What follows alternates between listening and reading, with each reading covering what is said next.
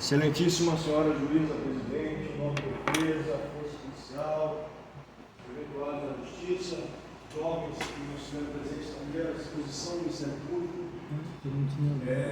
mas estão acompanhando atentamente familiares do acusado, da vítima, senhores jurados ao corpo de sentença masculino, só homens, para julgar o final desse processo. Pois bem, o retorno à réplica do Ministério Público se dá por causa.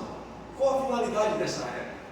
A réplica é para um esclarecimento ou outro. Eu não vou revisar tudo que eu disse anteriormente. Por tópicos eu posso até fazê-lo. Primeiro tópico: falar que isso é uma tentativa de homicídio, sim. E tudo aquilo que foi dito na primeira fase ainda dá premente, vivo, na atenção dos senhores, nos ouvidos dos senhores. Agora a defesa volta, vem à sua primeira exposição com a tese principal de que não houve uma tentativa de homicídio. Para eu concordar, falar assim, ok, não é uma tentativa de homicídio, eu teria que concordar que aquilo que diz o próprio acusado, em seu primeiro depoimento na justiça, perante a juíza presidente, aquilo que diz o próprio acusado, referendado, entre aspas, gravado, grifado, sublinhado, que tentei gravar a faca no pescoço do meu irmão. Eu teria que falar que isso não é uma tentativa de homicídio.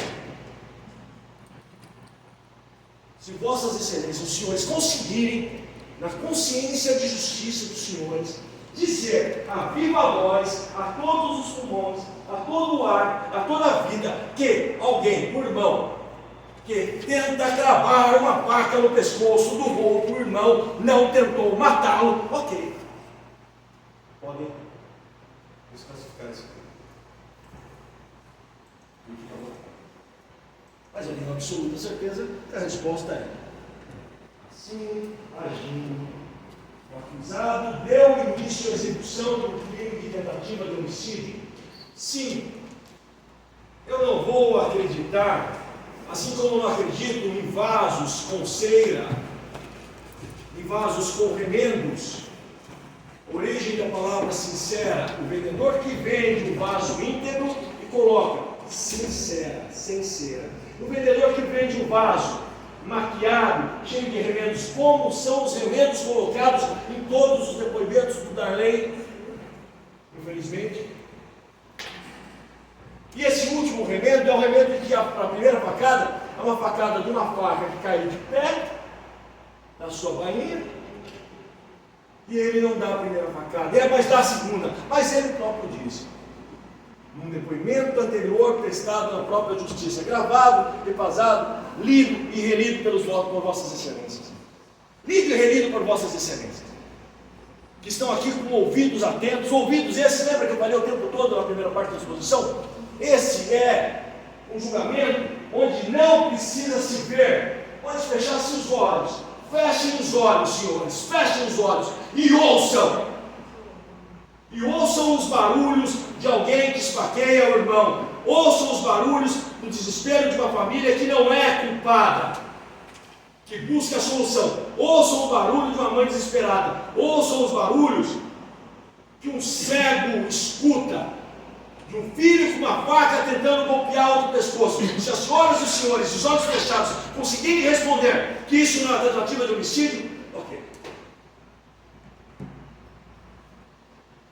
Eu não daria uma satisfação. Feche os olhos e pronto. É uma tentativa de homicídio. Digo mais: se aceitasse a desclassificação, talvez a pena seria até maior. Eu não aceito a desclassificação por compromisso único e exclusivo com a verdade. Por compromisso único e exclusivo, sabe com o que, meu senhor? Que eu não posso, aquilo que a família é acusada, que não é verdade. Eu não posso ser acusado identicamente. de subestimar uma agressão, de fechar meus olhos e pensar assim: não é a droga por si só, não é o álcool por si só, são as decisões que esses jovens tomaram, são a decisão de dar lei, esfaquear o próprio irmão. É isso que eu estou julgando aqui hoje. É a decisão que não é cega. A justiça venda-se os olhos. A justiça pode sentir. Porque a justiça tem os olhos vendados para ser imparcial, para ser justa, para ser puro sentimento de justiça. Puro e exclusivo. Puro e exclusivo. Eu se admiti que é preciso exaurir os golpes possíveis e limitados, tanto quanto uma vítima teria não uma tentativa de homicídio, teria uma destruição do corpo por completo, um picotar, um exaurir, uma destruição do cadáver por inteiro. Não é isso que exige o Código Penal. Exige o Código Penal para configurar uma tentativa de homicídio, golpes dados em região de letalidade, golpes dados aonde, via de regra, se ceifa a vida de outrem, golpes dados com inequívoca intenção exteriorizada por atos claros e inequívocos, voltados contra a vida de outrem. Como, meu senhor, eu posso falar que não é uma tentativa de homicídio, um golpe dado em direção ao pescoço do próprio irmão? Como que o Código Penal vai exigir que se tente dar outros golpes? Como que o Código Penal é possível analisar que uma vítima largada, ensanguentada, sangrando, necessário uma intervenção médica imediata? Ele não vai tratar isso como uma tentativa de homicídio. Eu não tenho resposta para isso. Não tem resposta porque a resposta não existe. A pergunta é muito objetiva aos senhores jurados. Assim, agindo do início a tentativa de homicídio que não se consumou por circunstâncias alheias à sua vontade. Porque quem dá um golpe letal não precisa dar outra. Quem age e agride outro ser humano de forma letal, com um golpe fincado no seu estômago, na sua barriga, seria o mesmo que eu falar que o rapaz lá, o Adeilton, não tentou matar Jair Bolsonaro. E lá só foi um golpe só.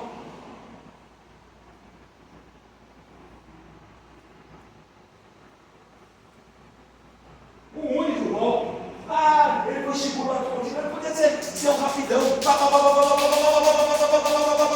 A segurança foram 200 golpes. É necessário 200 golpes para matar alguém? A pergunta é essa: quantos golpes matam uma pessoa?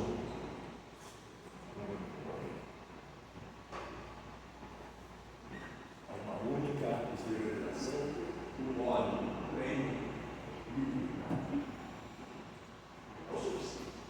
uma única.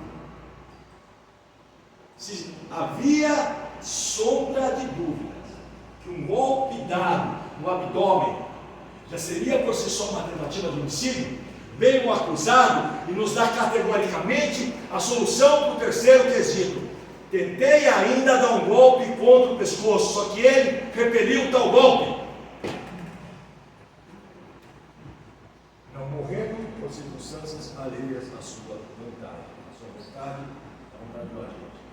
Essa vítima está viva, não é porque o irmão não quis matá-lo, o irmão quis matá-lo, sim. Inequivocamente quis matá-lo. E a resposta sim ao terceiro quesito é tão importante quanto é importante a verdade.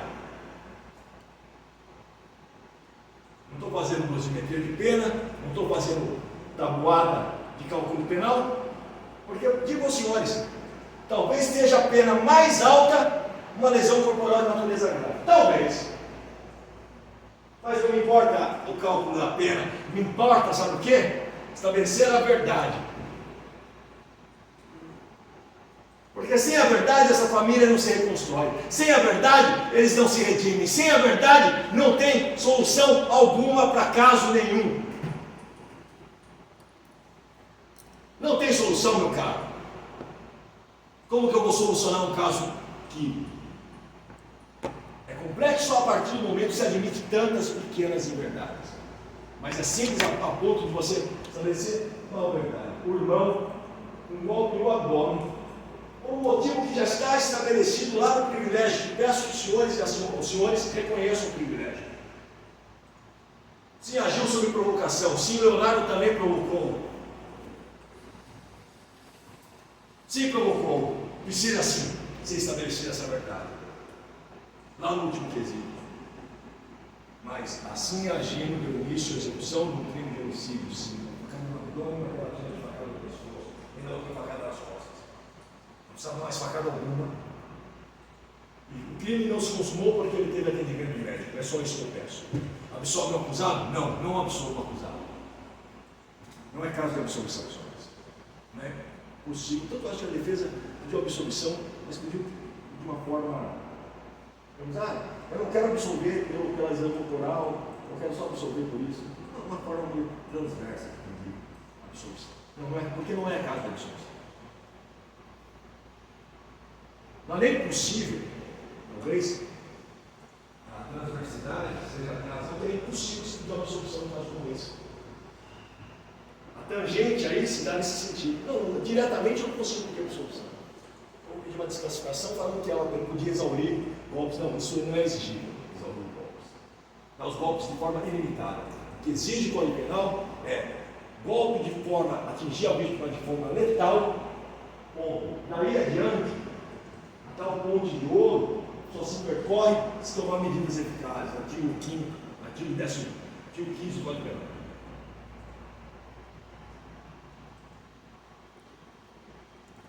É isso, senhores. Podem condenar pela tentativa de homicídio com absoluta tranquilidade. Poderia pedir pede uma desclassificação, botem conforme pediu a defesa, desclassifique, ele pode até ter uma pena maior, mas a verdade não vai estar estabelecida.